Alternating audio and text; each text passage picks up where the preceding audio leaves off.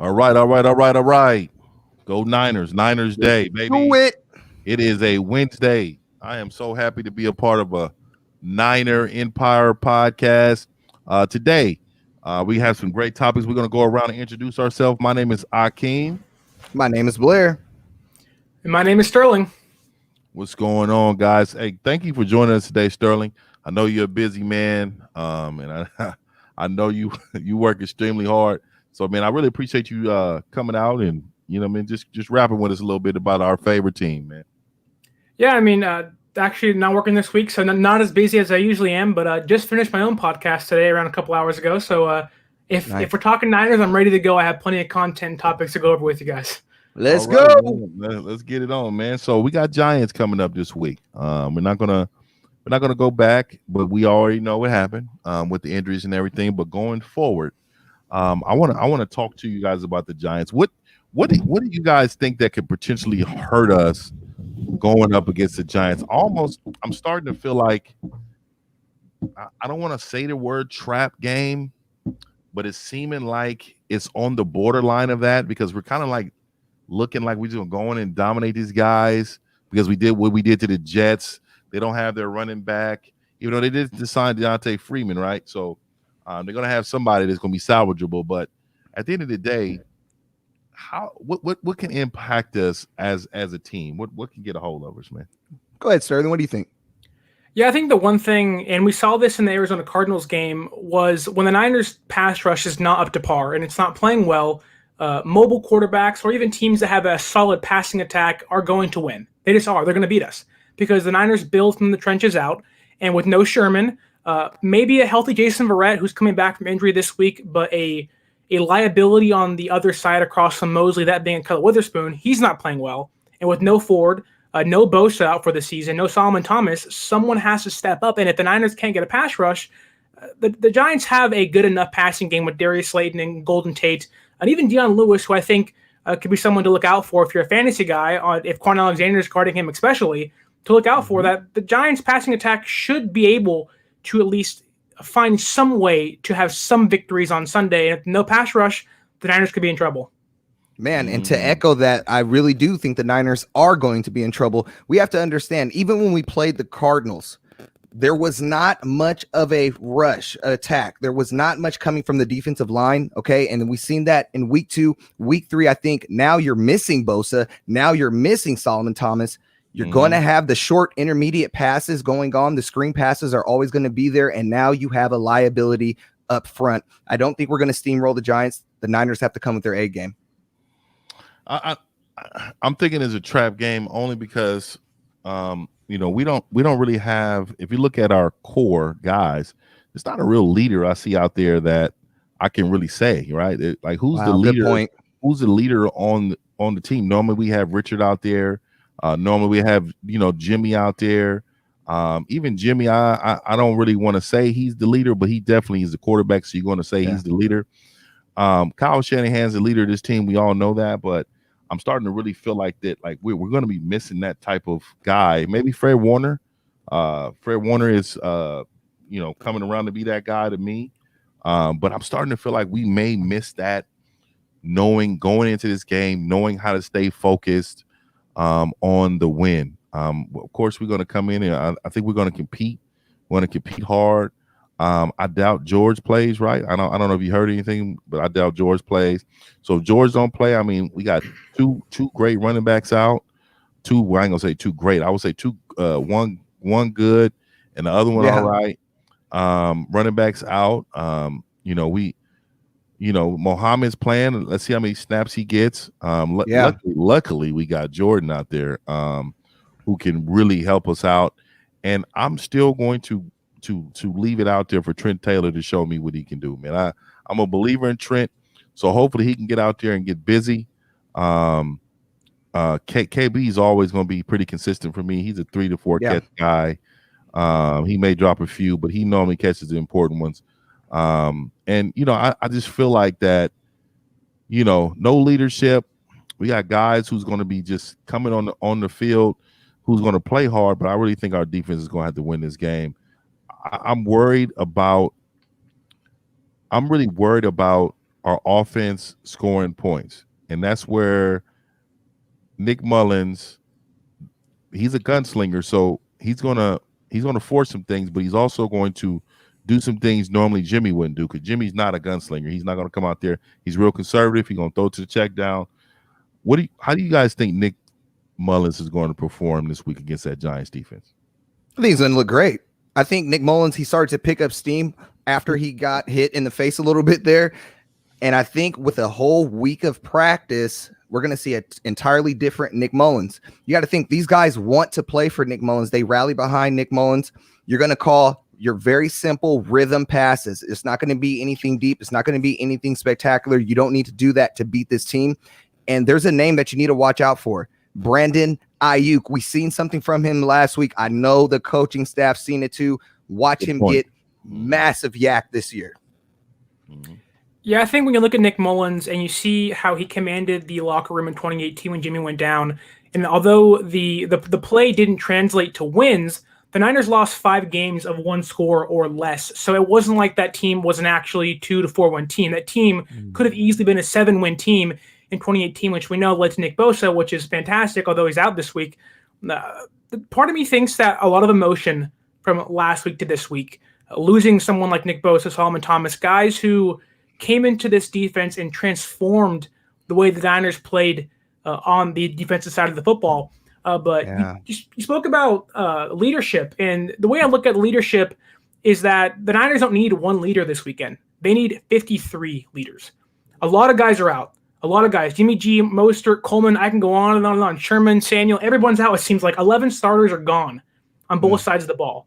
So to me, it's not guys like one guy has to step up. But Fred Warner, Greenlaw, Quan, K1, Verrett, Mosey, guys who maybe you don't ask to be leaders have to be leaders. And that goes to Nick Mullens as well in regards to Nick Mullens has to play conservative. What I mean by that is he scored 10 points in the second half of that Jets game. The Giants haven't scored 20 points all season. If you can double that, you can win this game easily. Now, it's not going to be this beautiful 300 passing yard game. It's going to be an ugly, tough fought win because that turf sucks. And the hard thing is that with McKinnon and JaMychal Hasty might come up and Jeff Wilson Jr., that it's going to be ugly. It really is. Now, I'm not hoping injury happens. What I'm saying is it's going to be a dog grind, a junkyard kind of game where it's physical. Guys are fighting, and they're fighting for every single yard because that's what it's going to come down to. But all Nick Mullens has to do is score 2 touchdowns and get into field goal range a few times and game over. So I'm gonna say this about Nick Mullens before we move on. I like Nick Mullens, so I believe he's going to do well. The good thing is people don't really know too much in regards of how practice schemes. They may know, but Nick Mullens is the backup quarterback, where the backup quarterback plays with the backup receivers normally, right? So KB, Trent Williams, Jordan Reed, all of them was down there with him. So he has some type of chemistry with these guys. Even Brandon Ayuk, I'm sure, played a little bit with him. But what I'm trying to say is that he may have some chemistries with guys like Trent Williams, even Dante Pettis. You may be surprised. Dante Pettis may come out here and catch 2 balls, 3 balls. And I'm not a fan of Dante Pettis, but I just want to bring the fact up that he plays with him in practice a lot. Yeah, I know just by me coaching for 16 years that during that time, the non-starters they always played with each other. So late in the game, they're coming in the game like with rhythm. Like, when we got the game under control, they're coming in with rhythm because first of all, they're hungry to play, but then also they've been playing with each other so long in practice that they have a chemistry with each other in and out of breaks. That stuff matters. So I think has going for him too because of Debo being out. He has a little bit going for him. I think he's his own type of rah-rah leader. I think he's a different leader than Jimmy. I like Jimmy's style, like, kind of calm, collected. We gonna do it, kind of damn near borderline arrogant. You know what I mean? Yeah, like it's okay. But I really believe that Mullens should be okay. So, I got a question for both of you, though. What happens if Nick Mullens looks outstanding in the next game or 2 games? What happens? Nothing. It won't matter. It won't matter. Yeah, I think Jimmy's just better. You know what I mean? There's one thing I want to say, and I talked about it on my podcast today. What bothers me the most is that people, when Jimmy Garoppolo plays, people say, Jimmy sucks. I want Nick Mullens.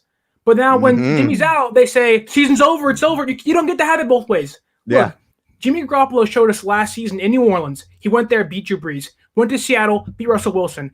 Got us 10 minutes away from the Super Bowl. Kyle Shanahan changed the offense. We didn't run the football. Jimmy had some bad throws. It's his fault too. But you know what you don't get to do is say, I don't like Jimmy Garoppolo and slander him. And then when he's out, complain about it. Like, he's our leader. He's a quarterback. This team loves Jimmy Garoppolo for a reason. And you saw it last Sunday against the Jets. On a bum ankle, one leg, he scored 2 touchdowns before the half was over and got us a 21-3 lead.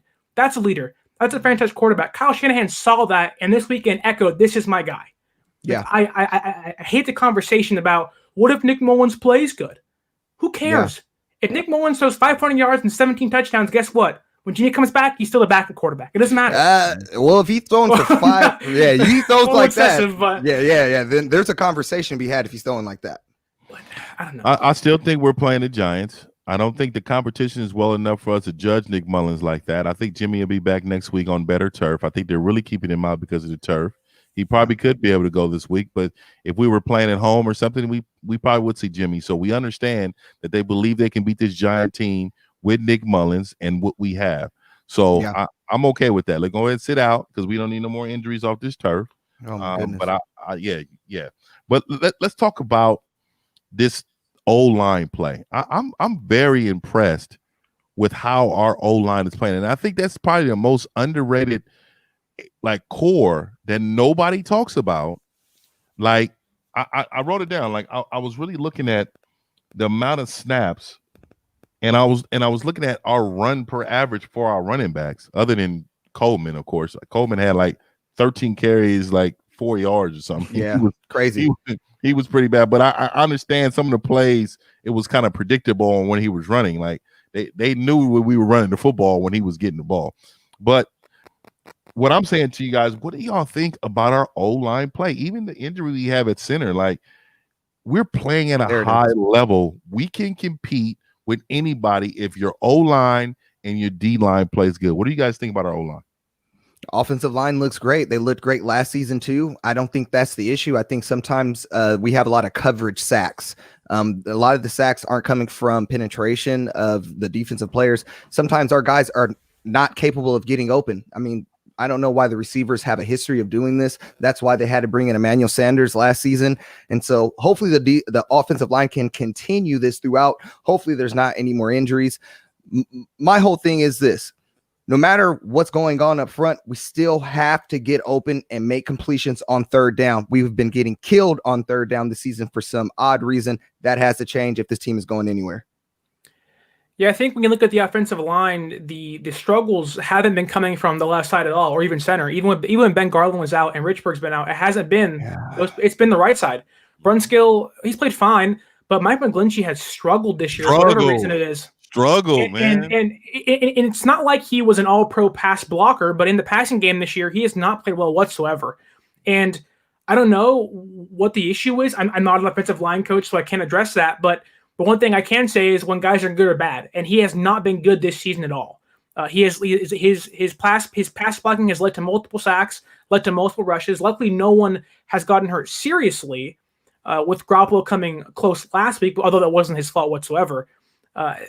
Mike McGlinchey has to step up, and because the Niners quarterbacks aren't mobile, they just aren't. And while Mullens is somewhat more mobile than Jimmy Garoppolo is, that's really not comparing much because Jimmy Garoppolo isn't mobile at all. So the issue here is Mike McGlinchey. You are now the longest tenured offensive lineman besides Laken Tomlinson on the O-line. Step up. Yeah. And do you think he's not meshing well with Trent? That's one thing I thought of was that him and Staley were so close. Yeah. But then I think about it and I say, well, Trent Williams plays 4 guys down from you. You got to do your job still. So I don't know. I don't know. You're a pro. Yeah. You got to still be a pro. He wants the big money extension. And he's not proving it right now. So I don't know. Yeah, he looks terrible. It looks average. Yeah. So another part of the offense, man. Let's talk about our receiving core as a whole. I would grade, if I had to give them a grade, I'm probably going to give them a D. That's how low. They're not.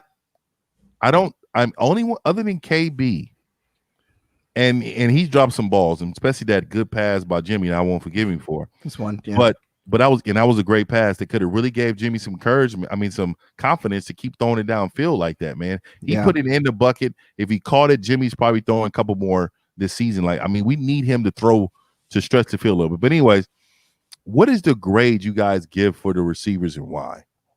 What do you think, Sterling?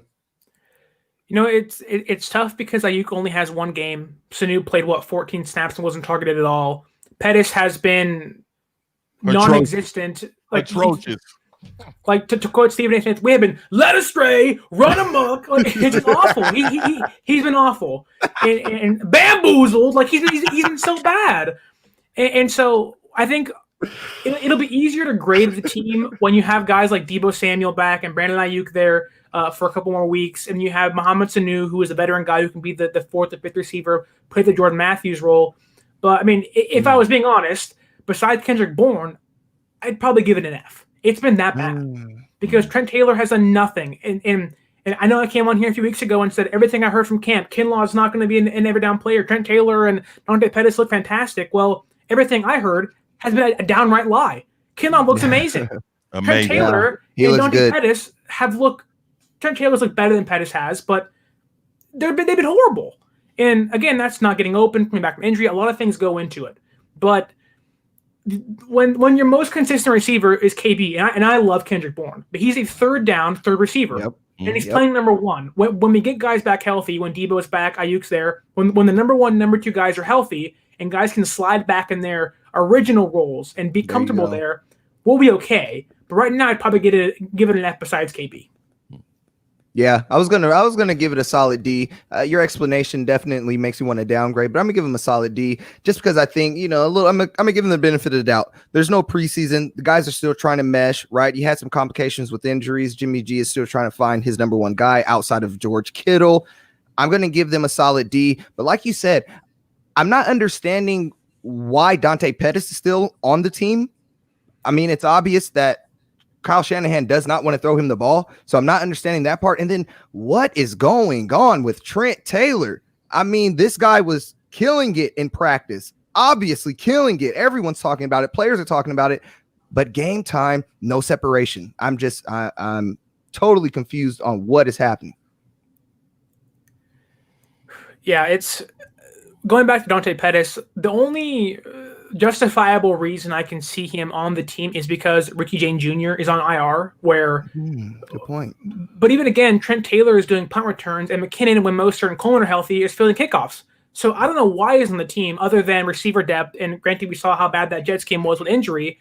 Maybe he's just there in case something crazy happened and 7 guys go down and he has to play.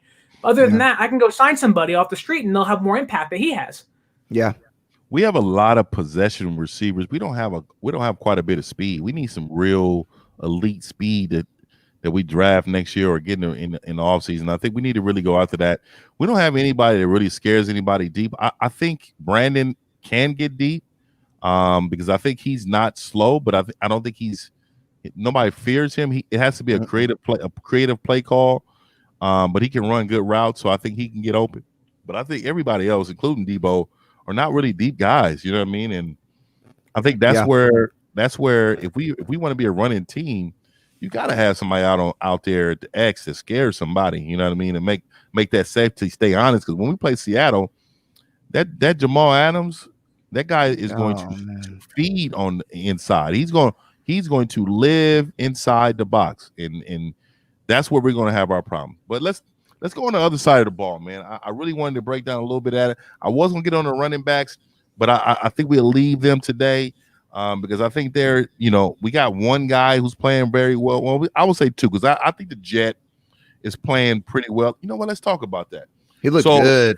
Yeah. So let's talk about that. So Mostert looking like a all-pro right now. I mean, he really is. He's looking like an all-pro. He looks untouchable when he's touching the ball.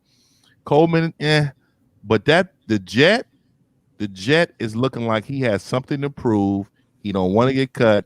And I really see why Kyle Shanahan and him said, you know what?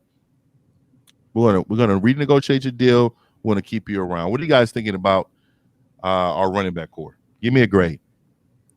Ooh. Go ahead, Sterling. What are you thinking? B+. just the way that Mostert has played back-to-back games, first touchdown, first drive.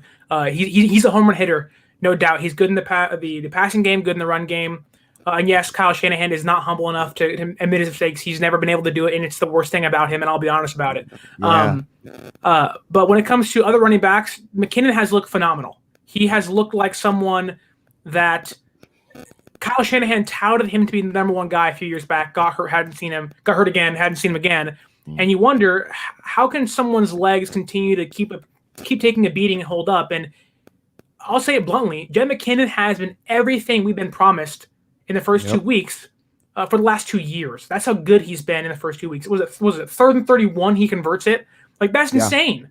And while I don't know if he's an every down back, he might be good to use sparingly to save his legs. But on Sunday, that's the tough part, is we don't have Coleman, we don't have Mostert. So on Sunday, we might have to have Jet for 15, 20 carries. Or if I'm Kyle Shanahan, do I open up the playbook and say, hey, JaMychal Hasty, they had no tape on you, go run wild? Hasty I like Hasty too. Fast. He's so fast. Yeah, but he's you know what? I love Hasty. But I love Wilson Jr. I mean, I'm telling you, I've always wanted him on the team. And shout out to the 4th and Goal podcast, man. I remember last year they cut Wilson and then they brought him back. But when they got cut, he didn't make the roster. Oh, I was in on the 49ers. Like, bro, what are we doing? Why are we doing this? And they was like, he got cut for a reason, right? And I was like, oh. So when he came back and then he started scoring touchdowns, Twitter, baby. I was on him hard, man. I really like him. He had fumbling problems early in the season when he did play, not last year, but the year before. He couldn't really hold on to the ball, but he was feeling like he's been coached up well. So I'm looking forward to this Sunday, man. There's always some drama inside the Tigers games, man. Like I love the story in with it. So let me ask you guys, is Jason playing this week? Brett. Yes. So who do we got? We got Witherspoon or Jason? Who are we gonna play with? Both. Both. Because it's Verrett's first game back since the Pittsburgh game, and he was awful in it. Yeah. I don't know. He was beyond awful. They was going at him. He got burnt twice and give up the game. Well, at the time was the game leading touchdown. And so I think you ease Verrett back in, and if you're going to do it, this is the week to do it. Giants don't have Sterling Shepard. They do have a good receiving core with Tate and Slayton's still there, but Mosley can hold down one side of the field. The other side is just how do you stop the other guy? And I think Witherspoon can do a good enough job. He wasn't good on Sunday, but he was good enough to beat the Jets, and the Jets are playing the 4-string guys. So I don't know what that says about him. But Verrett can be the guy who comes in and says, hey, Witherspoon, you're playing awful, or take a breather and let me get some reps in so I can get healthy for week 4 against the Eagles. Absolutely. I think that's exactly what the coaching staff is going to do. They want Verrett to play. I mean, that's why they brought him here. Witherspoon surprised a lot of people a few training camps back, but it's definitely going to be the job on the line. I do not have any faith in Witherspoon maintaining the position. I just don't. I don't think his skill set is up to par with the NFL level. I've seen it continuously. We just echoed it right now. Sterling just said it. He went up against 4th-string guys. Okay? He went up against 4th-string guys and didn't look good. I'm not saying look great. He didn't look good against 4th-string guys. Akello Witherspoon is a bum. That guy is a bum. You look at his stats, and he was targeted 6 times, allowed 5 receptions, 1 touchdown, 4 first downs, and no pass blocks. How do you do that against Braxton Berrios and Chris Hogan, who can't stay on the field? How do you do that? He is a bum. And the answer, I want to answer our one of our the fans is joining us right here. I wanted to say, Nick, there is no way the 49ers are going to. We don't need to trade for anybody. We just need to get healthy. To be honest with you, if you want to look at our roster, Nick is a huge loss, right? That's a huge loss for us. They try to replace him with Ziggy. Ziggy is not bad, but he's not even close to Nick Bosa. What he is, he's a veteran, and he's going to give us something more than like now. What he does is he moves Armstead next to Kinlaw again, right? And I think we can use that if D4. I'm telling you right now, man, we need to get rid of him somehow. Trade him something, man, and give me a 5th round for him or something. Like anything.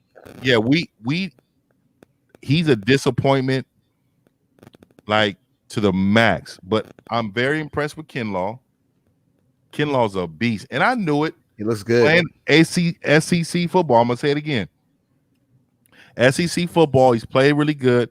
He was raw, but his upper body and that grown man game time, man, he's out there dominating. He had a sack trying to help Witherspoon. Yeah, he did. Yeah, he almost like had the sack, so Witherspoon wouldn't have got burnt. He missed it. Missed that. He was like had the arm on him. He had him. So I like him, man, and I think Armstead is a beast. I like, of course, I like DJ Jones, Givens, and what's that? Who's the other cat? Ronald. He got a couple sacks. Kerry Hyder Jr. Oh, Hyder. Yeah, Hyder. Oh, Hyder is showing something, man. He got a motor. I think that's really what that is. But and I miss Ronald Blair. I think we just got to get healthy, man. And I think once we get healthy, really who we'll be missing is Nick Bosa, which I believe. Yeah. I believe people don't understand it. He had 13 pressures in the Super Bowl, man. He's a real hard guy to stop. I don't think we have anybody like that. So we're going to need to blitz a little more, which makes us vulnerable in the back end because we're not that great. And that's where we're going to have some problems. But we still have great blitzers like that Fred Warner, man, Greenlaw, even Williams is a nickel corner. I mean, he's really good. K1 looks great out there still. Yeah. So what do y'all think about our secondary? How are they going to do against Jones this week? I don't have the most confidence in this secondary. I mean, I have a little bit of confidence in Jaquiski Tart. I do. I think when he's healthy, he's more than decent. Okay, he looks good out there. But when you're looking at the corners, even Emmanuel Mosley, I mean, he looked a little bit like a liability to me out there. It wasn't a solid performance. I didn't leave that game feeling like, oh, he's our guy now and for the forsaken future. I just have a feeling that right now we're playing teams that are garbage. Wait till we start playing some of these NFC West teams again. You're going to see these DBs get exposed. Mm-hmm. Yeah, I think, and to answer Nick's question, are the Niners going to trade for a defensive end, corner, wide receiver? The answer is no, because who knows what the cap's going to be? They can't take on any more salary. Why give up more of your future when you've already traded for D4 last year and Emmanuel Sanders last year as well, and you got rid of a 2nd through 4th round pick? The Niners can't do that. They can't afford to do it this year because, and let me be honest with you here, D4, Quan Alexander may not even be on this team next year. So it's just the way it goes, and the Niners don't have the cap space nor even the resources to even bargain to look at a trade option. But going back to the secondary is, yeah, I mean, right now, Jimmy Ward is not a ball-hawking safety. He is someone who keeps the play in front of him, and even at times he struggles doing that. Mm-hmm. Jaquiski Tart can and probably will stop Evan Ingram in the passing game. He's great at stopping tight ends. We saw in the Saints game last year, and he was gone. The Saints, Jared Cook was wide open every single play because Marcel Harris can't guard tight ends. And so, yeah, I mean, Mosley, he's a solid number 2 guy, but he's young. He's an undrafted free agent for a reason. People didn't see how good he can be, and Robert Saleh has coached him phenomenally. And I think the key, and I kind of talked about this earlier, was that the key to our secondary is the pass rush. If a guy like Ziggy Ansah, who in 2017 had 11 sacks under our defensive line coach while he was in Detroit, can show up in San Francisco and go off, then that's great. But I'm not hoping on it. And I know, Akeem, you talked about Ronald Blair Jr., or excuse me, the third. In my opinion, Ronald Blair is the most impactful player coming off of IR, coming off the PUP list, because he fills the most necessary need for our defense. We don't need, well, I do love Sherman. Ronald Blair this is going to sound crazy. Ronald Blair is more important because Nick Bosa and D Ford might be out for the season. Both of them might be. It's that serious for D Ford. And I've even heard D Ford has contemplated retirement because of it. I have no idea how serious that is, but he's 29 years old, and when you have a neck and back injury, if he retires, that money cap will free up for us, man. We need that. And see, that's the tough thing. That's the tough thing is because all over the weekend I saw on Twitter people were just slandering him. And the tough thing is like I get it because D Ford is making a ton of money and he's been useless practically when he's on the field, and he hasn't touched the field a lot. They're paying him over $20 million to play 350 snaps, and it's not worth it. But the other side of it is D Ford still wears 55 for the 49ers. He still wears the red and gold. And the tough thing is that if he's contemplating retirement, he's going through it physically, let alone mentally. This is a guy who has given everything he has his entire life to play football.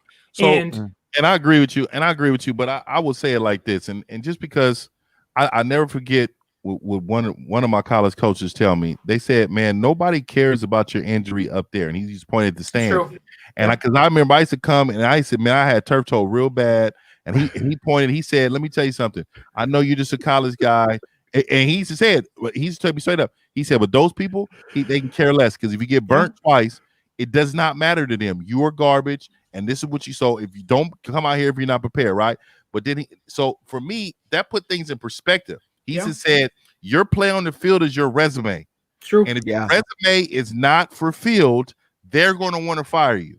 So right now, unfortunately, I'm a humanitarian, meaning I love human beings. I believe in family, nuclear family. I believe in all that, right? But it's hard when it comes to the 49ers.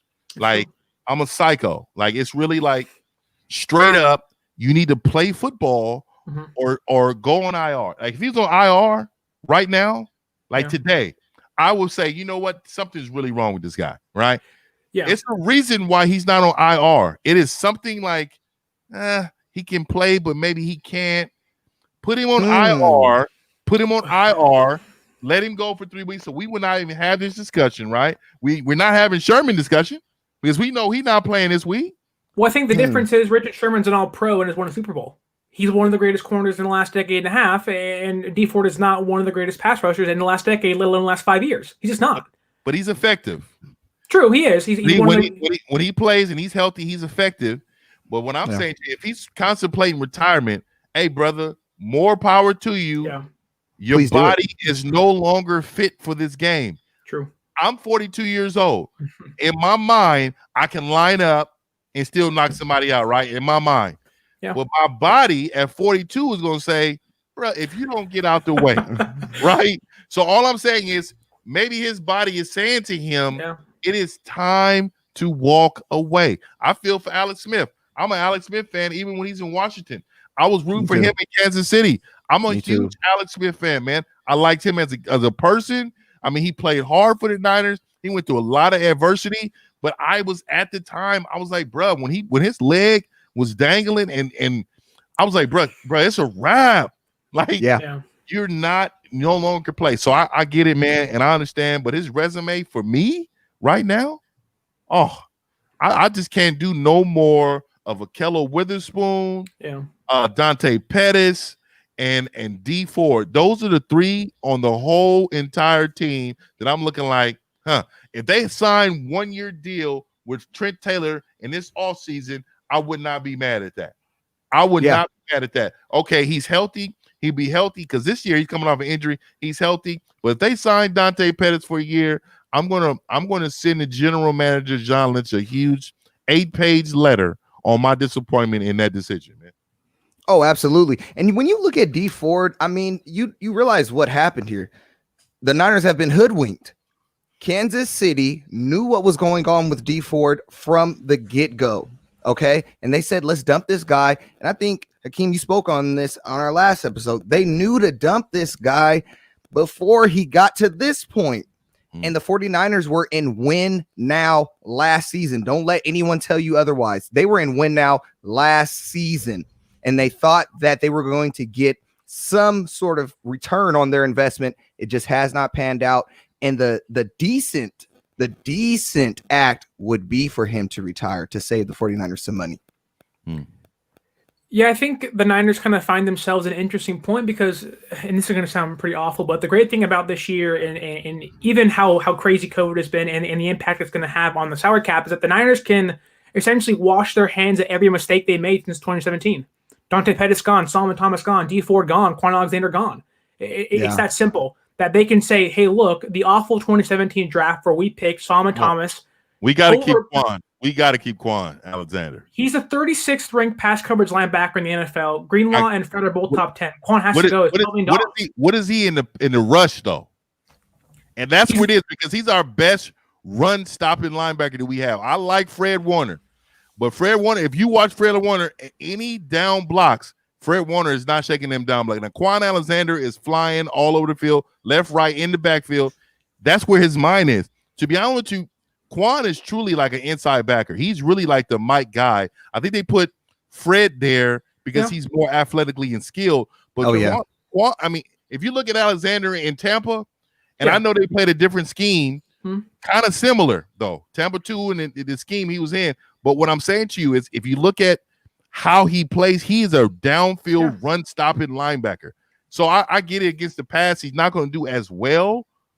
But like, if we know that, like, cover him up with a safety sometime, help him out. But that comes down to scheme. That comes down to if you already have a player that fills his position, why are you paying a player $12 million to play a position he's not used to? There's no point in that. I just want to know who we're going to get for him, and that's where I'm at. You just release him. Yeah, I know, but my thing is like, who's going to come in with the energy, leadership? That's the thing. He's got that. He has something. He possesses something that on both sides of the ball is hard to find for the 49ers, and that's straight passion on every snap. It's kind of hard. Nick Bosa had it. Nick Bosa was one who had it, but Alexander who has it. And if you look at Fred, he gets energetic every now and then. But everybody else, we're kind of like, today. You have to ask yourself, is someone like that who is a definitive leader? And I don't like comparing football to baseball. He's 100 pence of the Niner team, though. He's someone who, no matter how bad he's playing or how good he's playing, he will give a spark and an energy to a defense. But the issue is the spark and the energy worth the liability of someone in pass coverage, of giving up a 12, 15-yard play and overrunning a run backer or receiver, and you can't tackle and score a touchdown off of it. And he's done that the last 2 games in a row against the Cardinals. Are a good team. They're fine. Kyler Murray's fantastic. They have good receivers, but he did it against the Jets, who are awful. Yeah. And so I'm not saying Quan Alexander is an awful linebacker, because he's not. I love Quan. I love the signing back then, even off the injury he had. But Greenlaw has played better than him in every single aspect of the game in shorter snaps. So to me, there's no reason why Greenlaw shouldn't be starting in Quan Alexander's position. You can release him, free up $12 million, and go extend Fred Warner, who is going to be a better player in the long run of the defense. Mm-hmm. Well, it goes back to what you said about Kyle Shanahan. He can't admit it. He'll never admit anything. Ever. But we didn't need it. Again, like, we was 15th against the run last year. And imagine if Quan gets on the bench. I love Greenlaw too, but he's a cover guy too. Yeah. It's like we need somebody in there. Run stopper. That's going to be a great run stopper, pass coverage guy, and that's going to be kind of hard, that combo, to find. So I really get it, man. I'm this is a great discussion, man, because you are exactly right. I don't know if he's worth that $12 million for that passion and energy, but he's really good against the run. This is my bet this week about Quan. I mean, I think he's going to have a great game against the Giants. They're going to try to run the ball because they don't really have weapons outside to beat us. And they don't want Jones to be rattled by our defensive line. We're still good up front, guys. I mean, we're not the best in the NFL, but we're going to be still good. We rallied last week, even though Nick went down. It seemed like we played extremely good. So they're going to play really good this week. But I think my guy, and I'm going to be texting y'all every time he makes a play. And if he doesn't, I'm just saying, I think he's going to be. I'm gonna give him a couple games. Maybe he's a preseason guy too. He hasn't had the greatest 2 games, but man, I think we need him, and I like his energy. There's certain guys I just think we need to look next year. Like, I think we need a new say. I like Jakarsi Tart, but I think we can go. I think we can do better than that in the draft. It's a kid at Syracuse that I talk about all the time. I'm not going to mention him, but he's extremely good. There's guys, even a kid up at Washington, he's really good. Like, we have replacements for him. I can't really say that about too many other guys on our team that we don't. Maybe a corner, we can use another corner, but we can also use the wide receiver, a speed guy. But I know the show's coming to an end. I want to give me you guys' predictions for this week and your players of the game. 21-6 49ers player of the game, Nick Mullens drops. I I really don't have much faith in the Giants. My man said 6 though. Bro. I'll give them 2 field goals. Okay, the Jets scored 12 on us, man. 13, yeah. 13. I'm gonna stay with 6. I'm gonna stay with 6, and we'll see how this unfolds. We'll see how it unfolds. The player of the game, Nick Mullens, he's gonna drop 3 touchdowns on him, definitely. Oh man. Yeah, I think it'll be a little more high scoring than that. And again, both offenses right now don't impress me that much because of who's out for both teams. Saquon and Shepard on New York side, and then our side is decimated with the top 2 guys being Mostert and Garoppolo out. But I think 26-20 to me makes a lot more sense. Our secondary is weaker than we like to admit. The pass rush is weaker than all of us know now with losing Ford and Bosa. And even Thomas, who although didn't make really big of an impact. It all depends on how our front 7 play on defense, honestly, because the Giants' defense ranks, I think, the bottom 3 in defensive efficiency. So our offense shouldn't have tough of a time. And when Nick Mullens, all he has to do is feed Jordan Reed and Ross Dwelley, who, let's not forget, Nick Mullens was the quarterback when George Kittle had his record-breaking season. Well, let's not forget he has a connection with tight ends and Jordan Reed, and I think Ross Dwelley could be that for him.